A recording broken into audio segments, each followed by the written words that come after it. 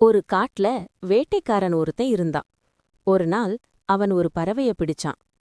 அந்த பறவை வேட்டைக்காரனை பார்த்து, "என்ன நீ விட்டுட்டீன்னா உனக்கு 3 அறிவுரைகளை பருவேன்" என்றது.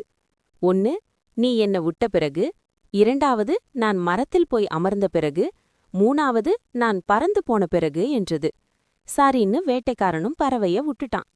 மொத அறிவுரைய சொன்னுச்சு: கடந்த கால தவறுகளையும் இழந்தவைகளையும் சுமைகளாக்கி உன் வாழ்வை பாழாக்கிக் கொள்ளாதே. 2வது, யார் எதை சொன்னாலும் அப்படியே நம்பிவிடாதே.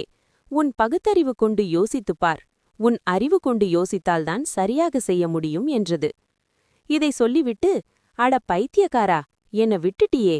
என் உடம்புல 2 பெரிய வைரங்கள் இருக்கு.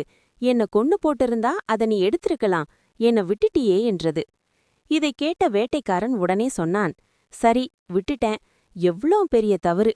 உள்ளபடியே பெரிய இழப்புதான்" என்று சற்று நேரம் புலம்பிவிட்டு, "3வது அறிவுரைய சொல்லு, பயன்படுத்த முடியுமான்னு பாக்கறேன்னா." அதுக்கு அந்த பறவை சொன்னுச்சு: "நான் உனக்கு முதலில் சொன்னது கடந்த கால இழப்புகளையும் தவறுகளையும் எண்ணி நொந்து போகாதே என்று சொன்னேன். அதைத்தான் இப்போது நீ செய்கிறாய். 2வது, யார் எதை சொன்னாலும் பகுத்தறிவு கொண்டு சிந்தித்து செயல்பட வேண்டும் என்றேன். இவ்வளவு சின்ன பறவையான என் உடம்பில் 2 பெரிய வைரங்கள் இருப்பதாக சொன்னேன். அது எப்படி சாத்தியம்? ஏற்கனவே இருந்தவற்றை பயன்படுத்தத் தெரியாத உனக்கு 3வது பயன்படாது" என்று கூறிவிட்டு பறந்து போயிற்று.